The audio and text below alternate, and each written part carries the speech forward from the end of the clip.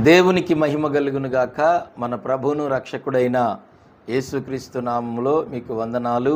ప్రియమైన దేవుని బిడ్డలారా, అందరు బాగున్నారా?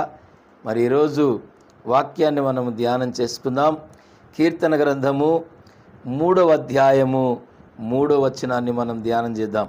యెహోవా, నీవే నాకు కేడముగాను, నీవే నాకు అతిశయాస్పదముగాను, నా తల ఎత్తువాడవుగాను ఉన్నావు. దేవునికి మహిమ కలుగును గాక.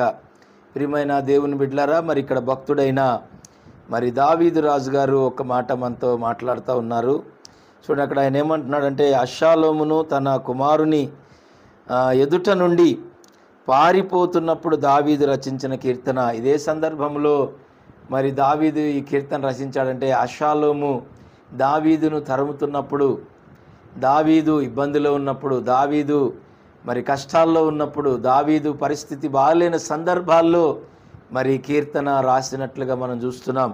మరి అలాంటి పరిస్థితుల్లో మరి దావీదు అంటున్నాడు, యెహోవా నీవే నాకు కేడము, నీవే నాకు కేడము అంటున్నాడు. ప్రియమైన దేవుని చిత్త ప్రకారం జీవించే విశ్వాసుల్లో మరి బాధలు, మరి కష్టాలు, వ్యతిరేకతలు ఎదుర్కొంటున్న ఆ సందర్భంలో మన దేవుని సంకల్పము చొప్పున మనం ఆయనకి మొరబెట్టాలి.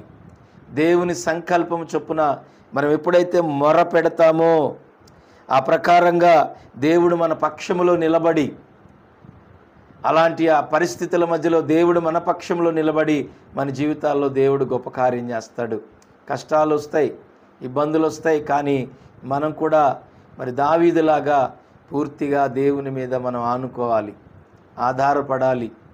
ఆయన అంటున్నాడు, యెహోవా నీవే నాకు కేడెముగా అంటున్నాడు. దేవుని స్తోత్రం.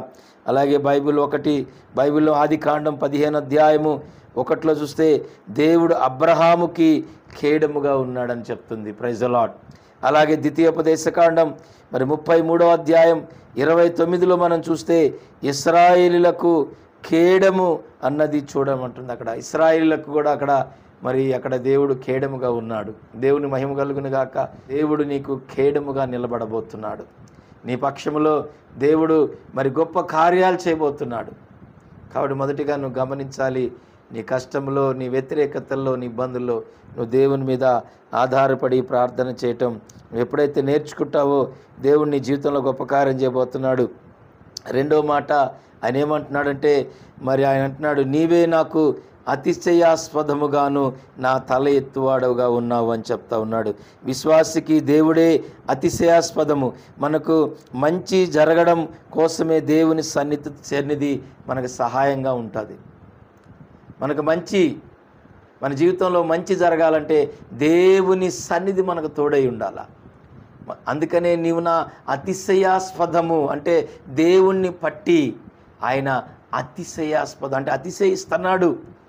దేవుణ్ణి బట్టి ఆయన తను చూడు గొప్పగా చెప్పుకుంటున్నాడు.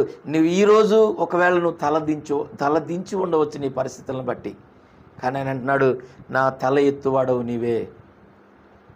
ఈరోజు నీ తల దించుకొని ఉండొచ్చు. నీ పరిస్థితిలో ఒకవేళ నీ కలుగుతున్న అవమానాలు, ఇబ్బందులు మరి ఇవన్నీ ఈరోజు నీ తల దించుకునే పరిస్థితి కలగవచ్చు. నీ బిడ్డల ద్వారాగో, లేకపోతే నీ బంధువుల ద్వారాగో, స్నేహితుల ద్వారాగో, ఏదో ఒక పరిస్థితిలో ఎక్కడైనా నువ్వు తల దించుకున్నావేమో, కానీ నీ తల దేవుడు ఎత్తబోతున్నాడు.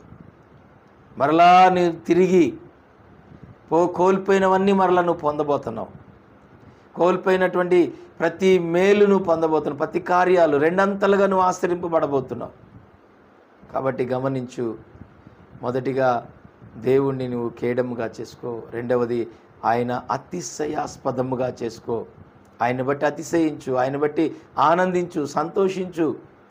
ఆయన్ని తల ఎత్తువాడై ఉన్నాడు. ఈరోజు నువ్వు ఎక్కడున్నా, ఏ స్థితిలో ఉన్నా, దావీదులాగా మరి నీవు కూడా కష్టాల్లో, బాధల్లో, ఇబ్బందుల్లో, ఇక్కట్ల మధ్యలో దేవుని మీద ఆధారపడి నువ్వు నమ్మకంగా దేవుని సన్నిధిలో నువ్వు మొరపెట్టు. ప్రభు ఖచ్చితంగా నీ తలపైకి లేపుతాడు. దేవుడి మాటలు దీవించునుగాక. ఆమేన్. ప్రార్థన చేసుకుందాం. అందరూ తలలు వంచి కళ్ళు మూసుకున్నట్లయితే, మమ్మల్ని మిక్కిలిగా ప్రేమించిన మా ప్రియ పరలోకపు తండ్రి యేసయ్య, నీ బలిష్టమైన పాదాలకు వందనాలు, స్తుతులు, స్తోత్రాలు చెల్లిస్తున్నాను అయ్యా. ఈరోజు ఈ సమయంలో ప్రభువా మరి దావీదు చెప్తా ఉన్నాడు, అయ్యా నీవే నాకు కేడము, నీవే నాకు నా అతిశయాస్పదము, నీవు నా తల ఎత్తువాడవై ఉన్నావని చెప్పి దావీదు తన కష్ట దినాల్లో, ఇబ్బందుల్లో, ఇక్కట్ల మధ్యలో మొరపెడుతున్నాడు. ఈరోజు ప్రభా ఇలాంటి పరిస్థితుల్లో ఎక్కడ ఏ బిడ్డ మొరపెడుతుందో, వారున్న దీనస్థితి నుండి అయ్యా, వారున్నటువంటి ఆ గలిబిలి నుండి, వారున్నటువంటి ఆ రోగాల నుండి, వారున్నటువంటి ఆ బంధకాల నుండి, ఆ బలహీనతల నుండి, వారున్న అప్పులు సమస్యల నుండి, కన్నీటి దుఃఖము ఆ వేదనలో నుండి ప్రభువా, వారున్న సంఖ్యల మధ్య నుండి వారికి విడుదల కలుగునుగాక. నీ మీద ఆధారపడటం నీ బిడ్డలకు నేర్పించండి ప్రభువా. అట్టి కృప నీ బిడ్డలకు అనుగ్రహించండి, వారిని బలపరచండి. వారున్న స్థితి నుండి వారిని లేవనెత్తి నీ సాక్షులుగా బిడ్డలను వాడుకోమని యేసు నామములో అడుగుచున్నాను తండ్రి. Amen, amen. అందరికీ వందనాలు.